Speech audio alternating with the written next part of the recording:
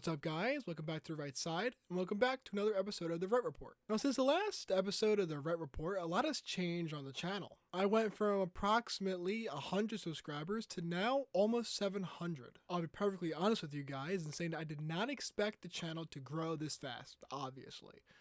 It has been a crazy ride over the past week. Thank you. From the bottom of my heart. I don't take any of this for granted. I didn't expect...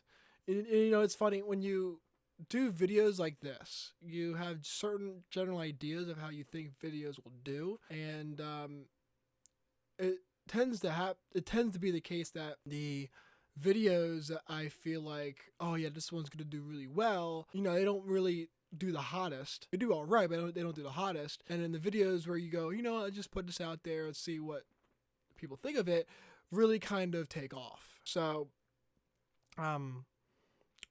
welcome, hi, to all the new subscribers that have joined the channel since the last report video. Thanks for subscribing, and I look forward to continuing this. I look forward to continuing the growth of the channel going forward. I am really looking forward to the potential for the channel, where it could go, considering that I had these kinds of benchmarks for a lot later in the year. I have no idea how far this channel could go. I don't know how fast we'll get there. But all I know is that I'll keep on making videos for you guys, putting as much effort as I can into them. I have my own editor. He's fantastic. I wasn't expecting to hit 500 until like November, and then 1,000 next year. And Social Blade has me hitting the channel hitting 1,000 by October or early November. So this has been insane. I'm thrilled to see the channel grow as much as it is, but it's not just my channel. It's your channel. It's our channel. I don't want to kind of view this as a me thing. Initially, it felt that way, actually. You know, because when you start a channel, like you kind of feel like you're by yourself, and then you have your friends and your family join, and then that kind of thing. But as you start to really grow a channel, and you get to 100, 200, 300, 400, 500, 600, almost 700 now, you kind of get the sense that it's not just people who you know anymore. It's people who you've never met. It's people who...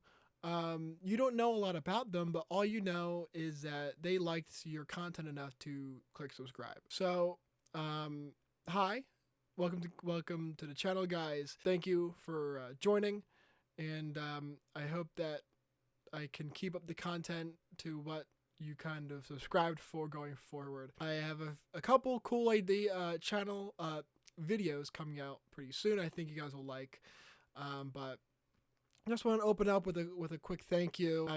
This whole thing has been crazy. Channels do not usually grow this fast, so I thank you from the bottom of my heart. And with that said, let's get into the first article of the news. So on Wednesday, there was a shooting in Georgia, the Appalachia High School, where a 14-year-old shooter, who we now know is named Colt Gray, opened fire, killing 2 students and 2 teachers. Now, he's been charged with 4 counts of felony murder. 9 other people were injured in the attack, but are now expected to recover. Investigators are still currently working on, to determine how he got the weapon in the first place, and authorities are currently examining some social media activity from accounts linked to the shooter. Now, I know that my audience is quite international, so obviously school shootings, I don't know if I would say that they're common in the United States,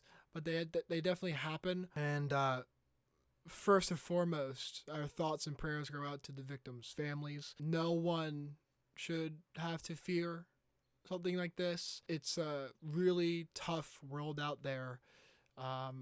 But the fact that the shooter was 14 years old is absolutely absurd. It's not out of the norm for the shooters to be students. Columbine, Virginia Tech, Parkland, Lanza, and some others.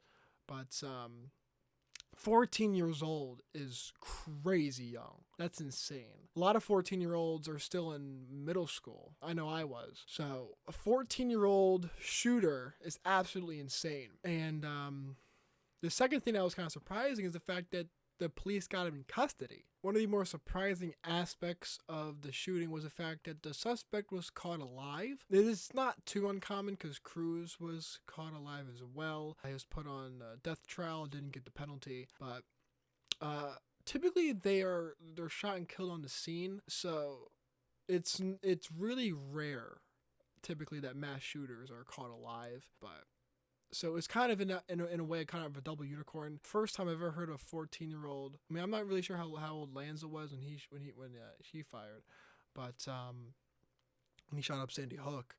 But Colt Gray, 14-year-old shooter, caught alive, should only really reinforce the need for increased school security. Of course, the left will try and point the fingers at the gun and things like that, but regardless, 14-year-olds, it's illegal for them to buy guns, so I don't think there's anything that we're going to be able to do to stop this from happening. Not only is 14-year-olds buying guns already illegal, murder is already illegal as well, but both happened here. Increased school security is definitely something we should look at. It's not that hard of a conversation to have to armor schools. We protect banks. We should protect these schools the way we protect banks. Another thing that upset me about this whole event was the fact that the FBI apparently had him on file, had him on their radar for almost an entire year, and warnings were sent out. All this and all that, and it doesn't look like a lot happened. However, I don't really want to talk about it anymore because, of course, new information will come out. This is definitely something I will probably update on in a future report video, but I feel uncomfortable elaborating any more only based on the limited information we have now. I don't want to say something later on I look stupid, and so Georgia school shooting, 14-year-old shooter caught alive, but sadly 4 perished, 2 students, 2 teachers. Horrible, and I'll be interested to see how the investigation follows suit. The next event that happened over the past week, maybe it happened more so last week, but I didn't really mention it because I didn't really know what it was, is the whole Pavel Durov Telegram scandal that's been going on. So for those who don't know, Pavel Durov was the founder of Telegram. And this whole kind of situation is really kind of reignited the debate over privacy and freedom of speech. Pavel Durov was arrested in France after the Russian government started to crack down on him. This whole thing, the reason why I didn't really touch is because, like I said before, I didn't really know what it was, but it kind of seems like the thing that what got Pavel in trouble is that Telegram uses a lot of encryption features, and so while not a lot of users actively use the service or platform with the encryption on, a lot of people do, and those people can, they on a platform like that, you don't really know who's using it, and apparently a lot of more extremist groups are using it to kind of talk to each other, to do illegal activity, and a lot of governments don't like that, of course, and so they kind of started going after him. This kind of has I don't know. Durov has been an outspoken critic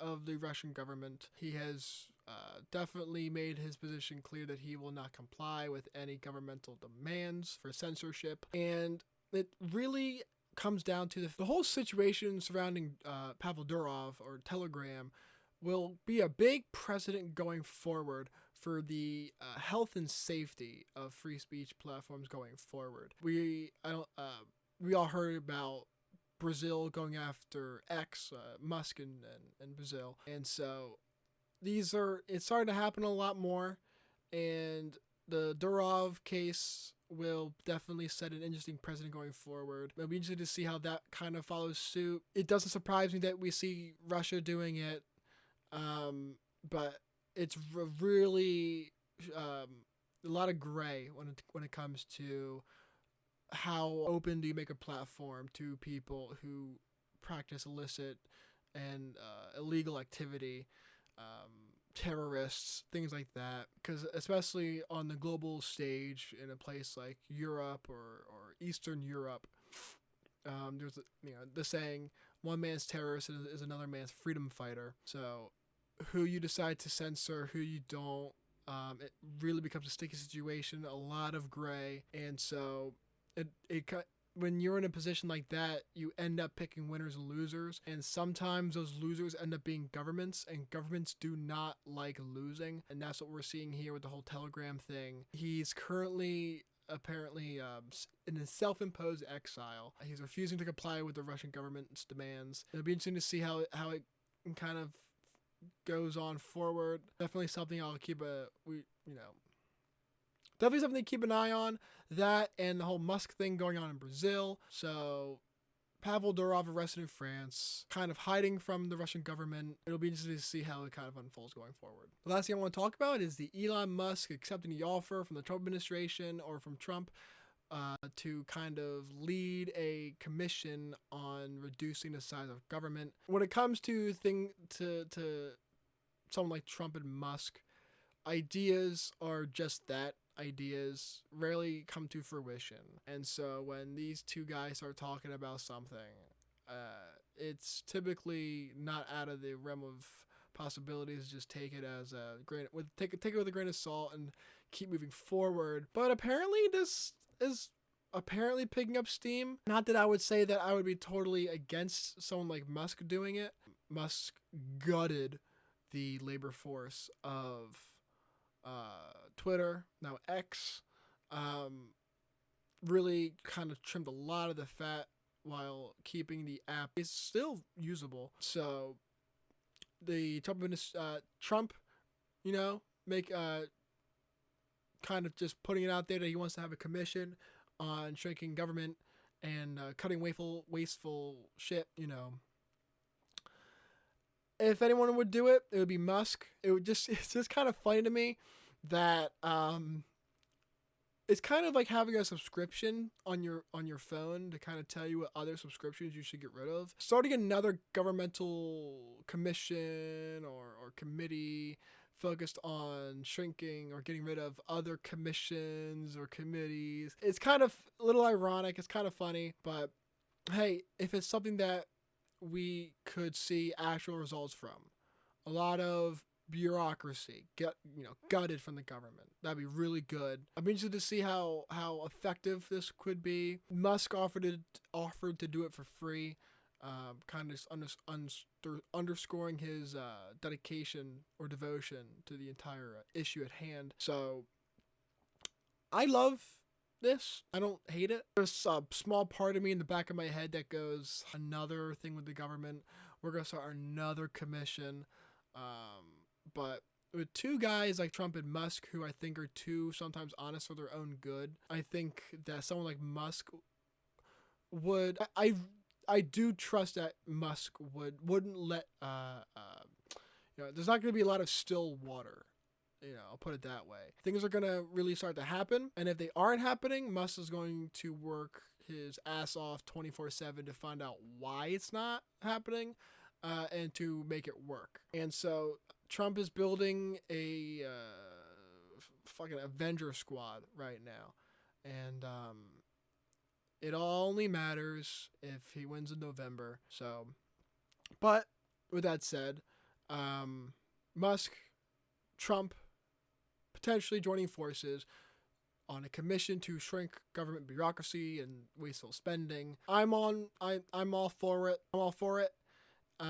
It'd be interesting to see how it goes. Musk got a Twitter, still working pretty well. I look forward to seeing how it all shapes out. And I'm also curious to see who else Trump kind of reaches out to or ends up bringing on board. I hope you guys enjoyed the video.